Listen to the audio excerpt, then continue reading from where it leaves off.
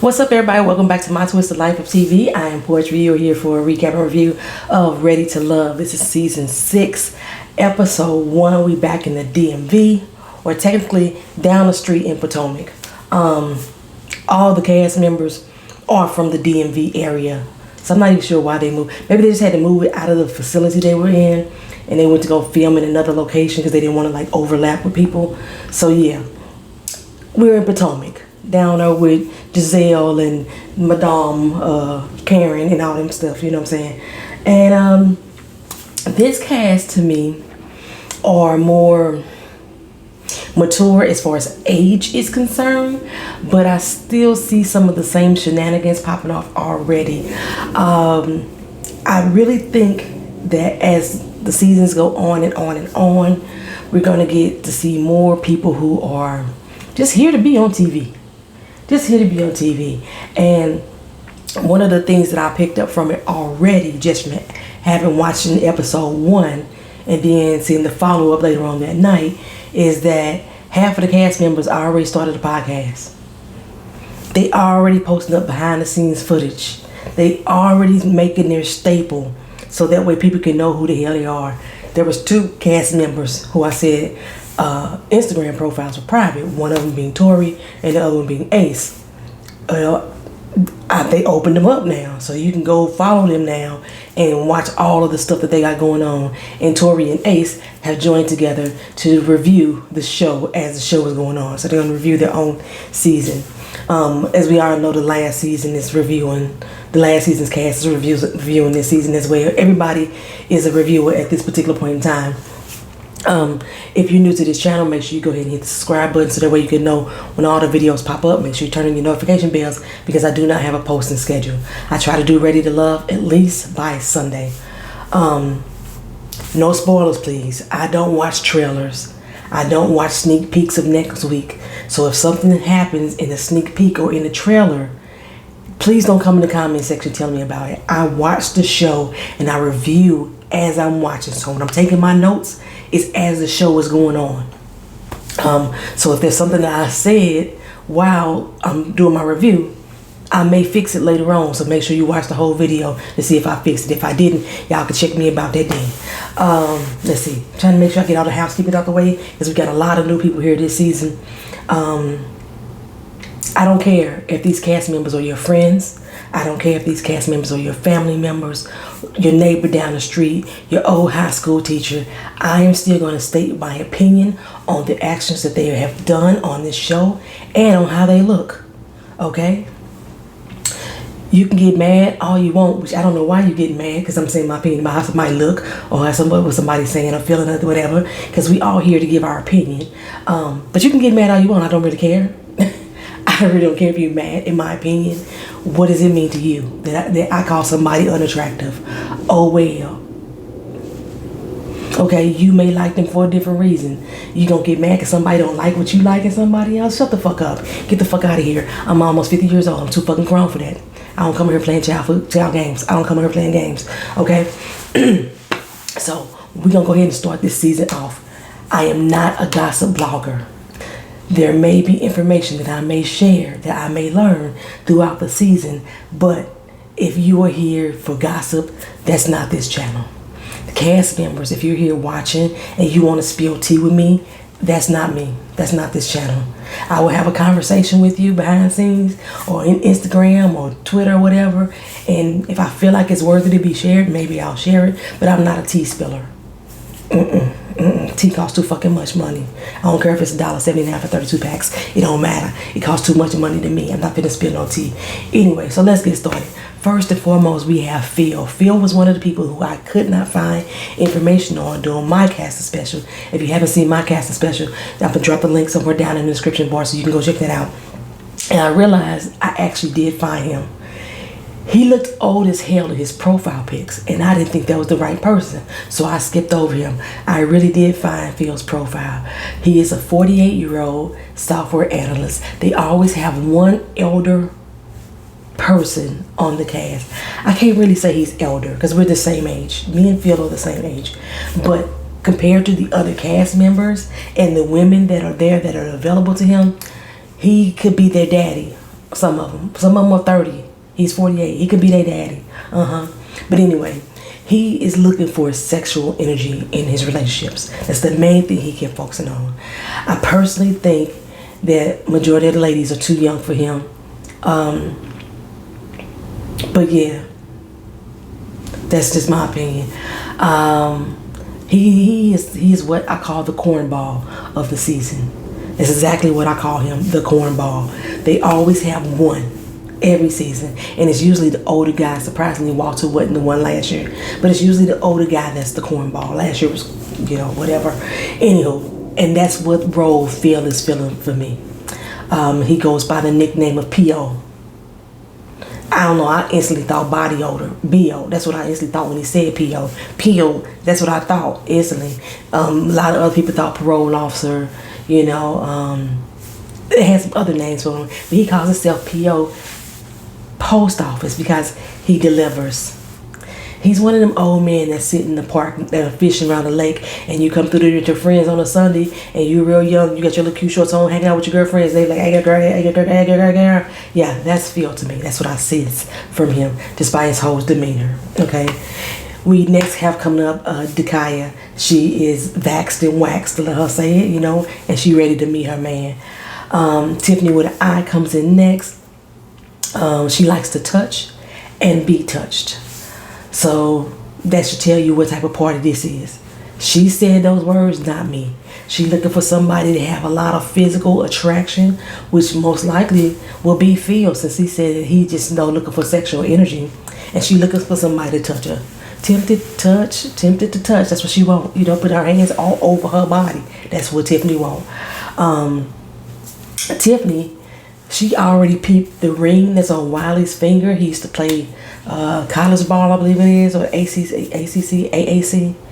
He used to play ball. Not NFL, but he used to play ball. She peeped that ring on his finger quick walking up. So she already sizing up his wallet.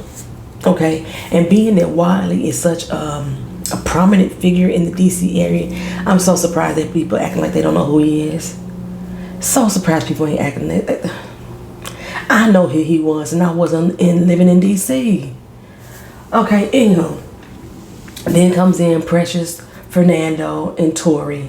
Like I said, Tori is my best looking one. I said he was a tall drinking water. My girl came in. Who said it? I gotta get who said it. Who said it? Let me see if I can pull my channel up first of all. YouTube talking. Where's my channel? Oh, look at this. Where's this? Oh.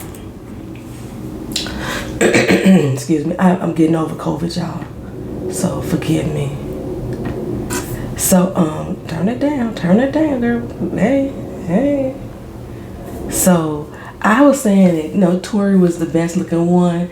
He was a tall drink of water, and Crispy, she was like, girl, no, She was not impressed with him. She said he is too short for her. You know what I'm saying? These are the types of difference of opinions we can have. Why would I get mad at her for saying he's too short? You know what I'm saying? Why would I get mad at her because she don't find him attractive and I do? That's stupid.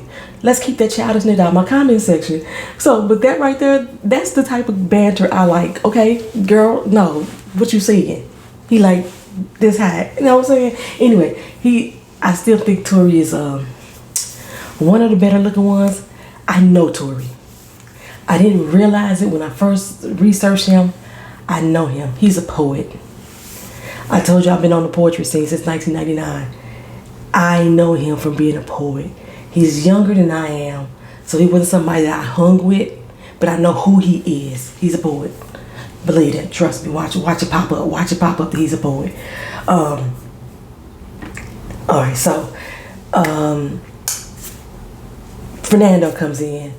Dark skinned one. Precious is all over him. Like, she like, oh, I likes that. She like him thick. I know a lot of my sisters I heard like him thick. Because he not muscular. He just thick with it. And the pictures that I have of Precious, they just don't match her. Her filter getting strong on Instagram. Next person come in is Cookie. Cookie said the first person she met too was Fernando. Now, he wasn't the first person she met. She introduced herself to Troy and then bypassed Troy. I keep calling Troy, Tori, and then bypassed him and went straight to Fernando, right? She thought that, he was thick with it. She liked his look too. No dark chocolate, brother, I'm saying. Thick lips, bald head. It was sexy, you know what I'm saying? So she was feeling that. But the one problem that she had with Fernando is that he had a fat ass. She said she got enough ass back there. She don't need no man with an ass fatter than hers. Okay? And I was wrong about him. He said that he was half Panamanian. And I said that he was Jamaican in my casting special. And that's because if you go to his social media profiles, he keeps saying that Jamaica is home. So maybe he used to live in Jamaica, but his father is half Panamanian. And I am very interested in seeing what the boy cook. Like, I wanted to know the type of foods that he can cook and throw down, because that is one of the things that he has on his profile, is that he's a chef, he's a travel blogger, so he likes food, he's a foodie. I wanted to see him dabble into some Panamanian dishes, but that was just me. Okay, so up next comes in Joy. I told y'all Joy had already hit me back up, because I was told that she was supposed to have been the ex that was supposed to appear on last season for Walter and that didn't show up. Joy said that's not true. I asked her directly. She said no, that's not true. Laverne comes in next. Demetrius. Precious think that Demetrius is the man of her dreams. Now, here's another, like I said, when I say somebody's unattractive, there's 1,000 other people that find them attractive. Half of the women on this cast fell in love with Demetrius. I don't know if it's because, like I say, he's melanin rich. He's melanin rich. That's a beautiful thing. He's melanin rich. He's unfucking attractive to me, but they like it. Most of all, she likes his style. I told you I do love his style. I love his sense of dress and everything. But there's something about the way he dresses to her lets her know what type of man he is. Okay? That he's kind to women by the way he dresses. I don't know how you get that. I don't know how you get that. I see a smooth operator. My uncle used to dress like that. He's a smooth operator. He was a ladies' man. Women that deal with him would not call him a womanizer because they all in love with his ass. I call my uncle a womanizer. And I don't know if you getting a vibe that he's kind to women. I don't know where you got that from, Precious, but go off, girl. Okay, she already pulled him to the side.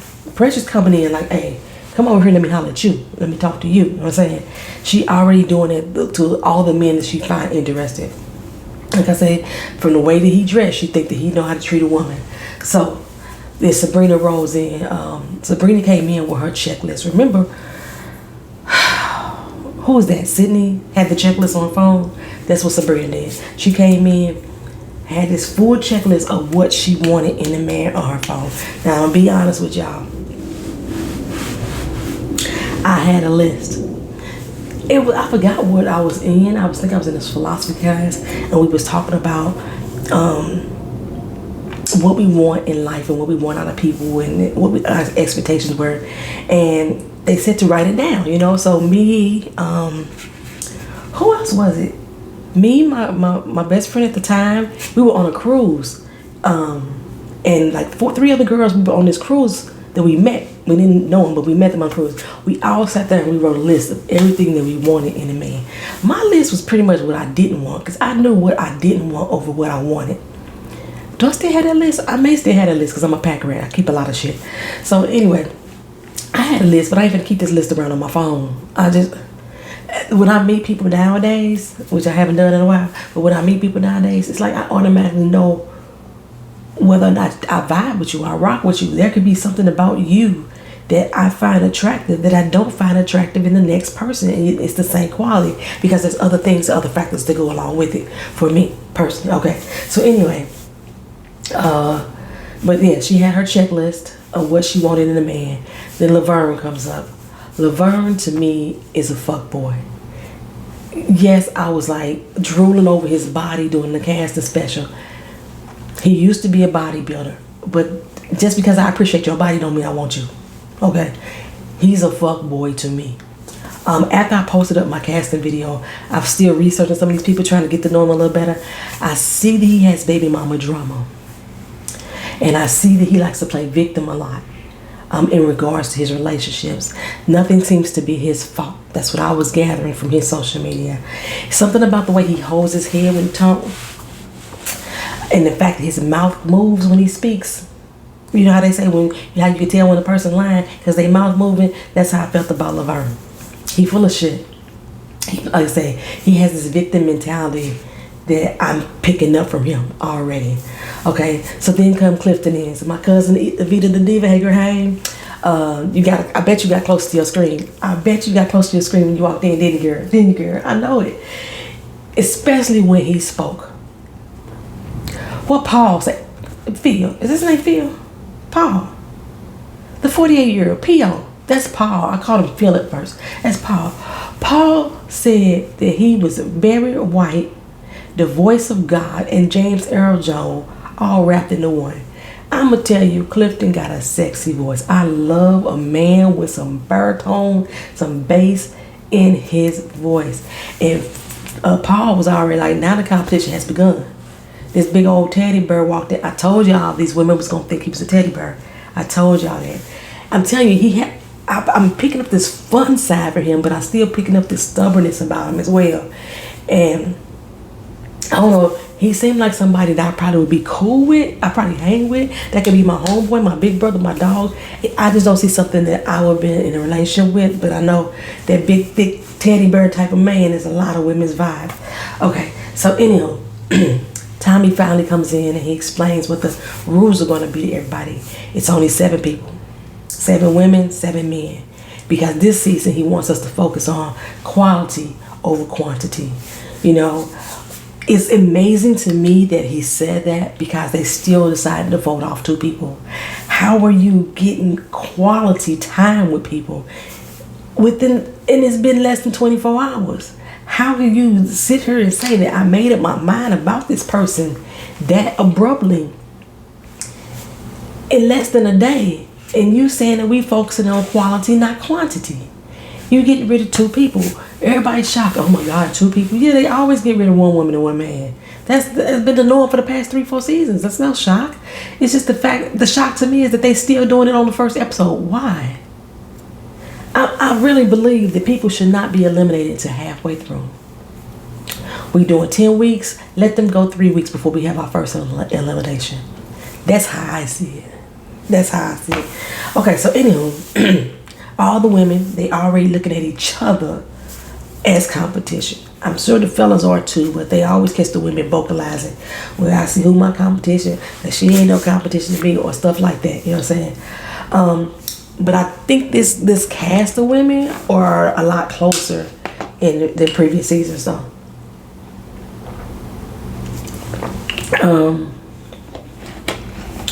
But okay, like I said, they're kicking off 2 people. I don't know when they're gonna stop doing that shit. So Fernando was asking Joy all the questions, right? And she felt like he was interviewing her instead of really trying to get to know her. I actually was not taken aback by his questioning style because this is speed dating on crack right now. But when we look at how some of the other couples got together and the type of conversation that they were having, I could see Joy's point of view. He's just like, okay, you know what things you like to do. You know, I'm such and such. I'm Panamanian. I like to cook. I like to do this. No things like he's just like getting all the tidbits, trying to piece it all together to see if they even got the key points. Maybe he won't want to have a deeper conversation. But when other people got together, they start talking about, you know, family bonds, and a lot of people are trauma bonding. They went, oh man, this person struggled through a lot of stuff. You know what I'm saying? You know, I had some of the same struggles. I think we could relate. I think we're gonna really get along. Troy said that a couple of times. Not Troy, Tori said that a couple of times about people. I think Sabrina said that about a couple of people. It's like, I would say, I did a bid, you know, a couple years ago. You did a bid too? A bid is going to jail. You know, I did a bid, you did a bid, so you understand what it means to be locked down. You know what I'm saying? You understand what it means to not have your freedom, not have your family around you. We gonna be together. That's what they doing to me. It doesn't make sense to me. I've never felt like the broken should be with the broken. Somebody need to be fixed. Somebody need to be a little bit more balanced and focused in that relationship. But y'all be going in looking for people who have the same struggle as you instead of the person who has the same ambition as you. You understand what I'm saying? I don't get that. I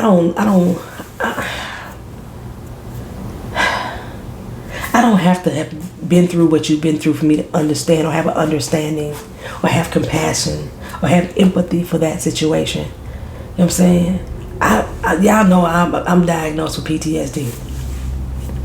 I don't know if I can handle somebody that has PTSD too, because I know how I am and I know how I make people feel when my episodes happen. I can't imagine being involved with somebody that also has PTSD and then they shit trigger me. You know what I'm saying? It's yeah. The trauma bonding, we need to stop that. Because I can understand if you just kind of fall into that situation, or you not really fall into it, but you just start vibing and you realize that you have that. But it seems like these people are looking for it. They're looking for that trauma to connect to. Like I said, instead of looking for the positive aspects. You know, you started your own business. Oh shit, I did too. You know what I'm saying? You know, that type of situation. I'm saying, you know, you got a large family. You know, like Tori has 2 daughters that he got custody of. You know, dealing with. I need to know why did you want to take the children away from their mother? Okay, what type of relationship do y'all have? Or is this just something that y'all thought was best for the kids? And if so, if they thought that this was best for the children, then that's the quality I need to know about you. What makes you such a great provider and father that the court awarded you custody? Okay, so anyway, but yeah, I like I said, I wasn't taken aback from Fernando. Kingdom, again, her name is Cookie. She had already knocked Wiley out of the box because he's 32, she's 39. She said she don't rob the cradle. Sis, that age difference ain't that big. It's not that big. Y'all still in y'all 30s, okay? And then she said she wanted kids too. Okay, anywho, he wasn't her type before she learned his age, okay? And she was looking for a reason. And Wiley wasn't really feeling her either, because she said that she seems kind of short when she speaks to people, blunt, so to speak. Like when she dismissed herself, it was kind of obvious what she was doing. Like, oh, no, let me go over here. She done left her drink behind. And something that must be a thing, I don't know if this is a DC thing, if you're having a conversation with somebody and you leave your drink behind with them, that means that you're definitely not coming back to the drink, you're not coming back to them. Because when she left over there and went over there by Clifton, he asked her where her drink was at. She was like, it's over at the table. He was like, oh, I guess that didn't go that well. So it must be something that y'all drinkers, y'all let me know, because I don't drink.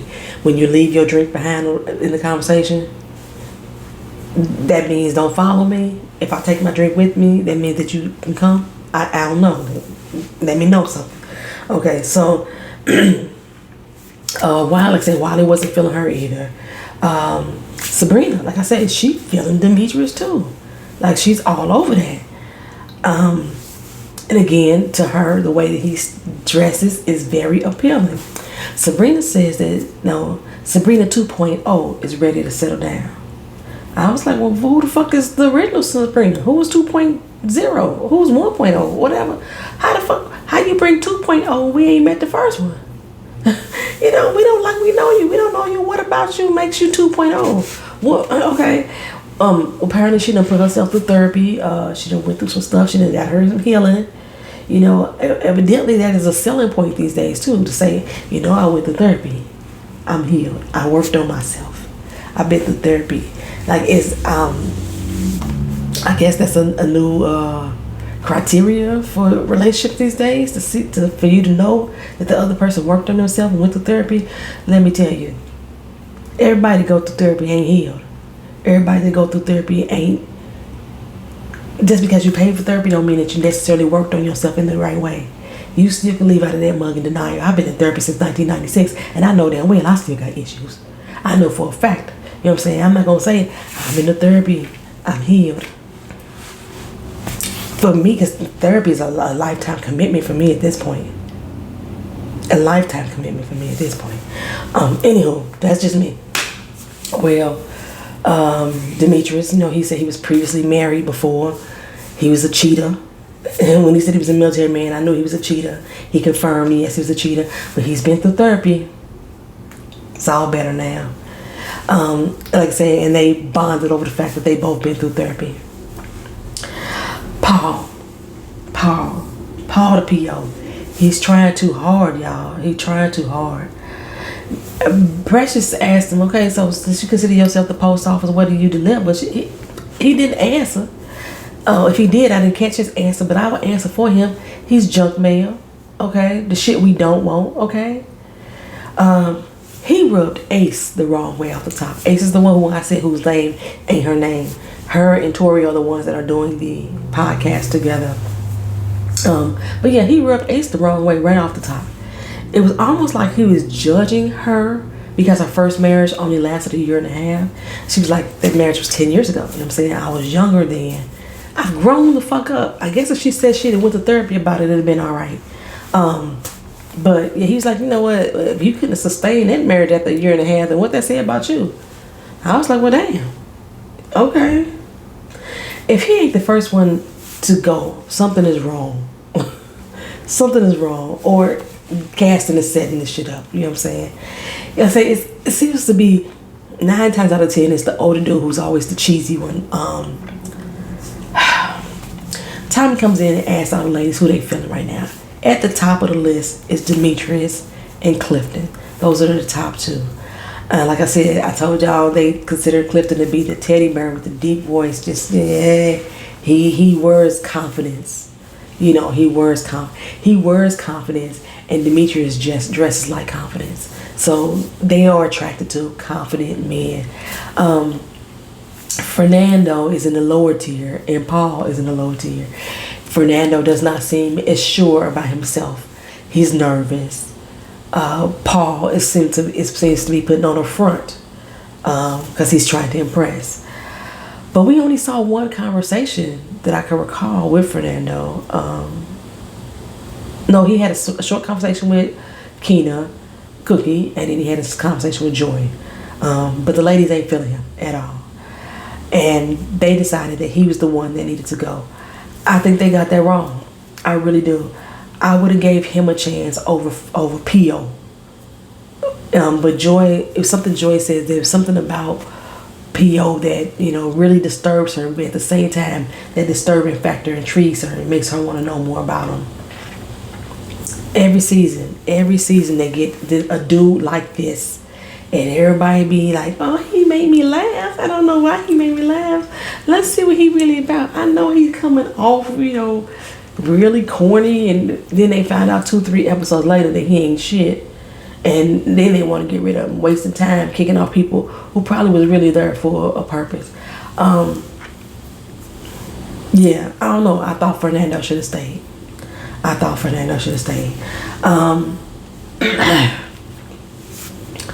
So, next up, the women.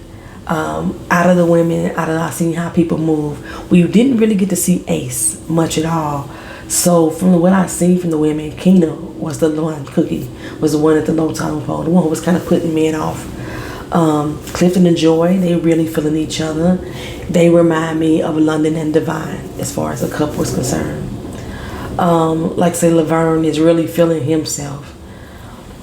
He got this little spot outside, and he said he ain't finna go meet the ladies, he's gonna let them come to him, because basically that's what they was all doing anyway. So all the ladies are coming up requesting time. And in fact, all the ladies are really going around requesting time with all these fellas at some point. I said, you see the ladies pulling them to the side, the ladies getting in their face, like introducing themselves. They're not being as thirsty as I thought last season's women were being. They just don't being out there, but they're doing it more than the men are to me, as always.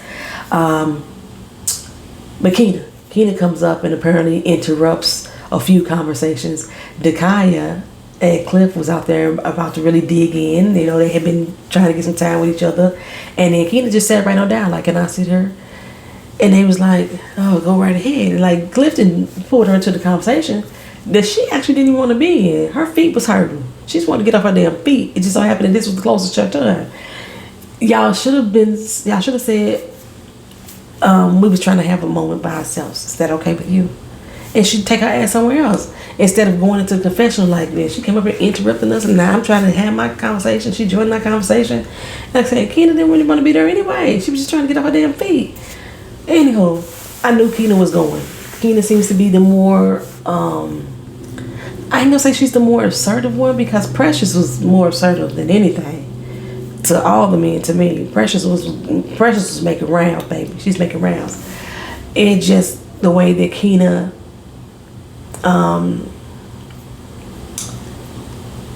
Keena's the more thicker one, and usually the more thicker one has a little less time on the show as well.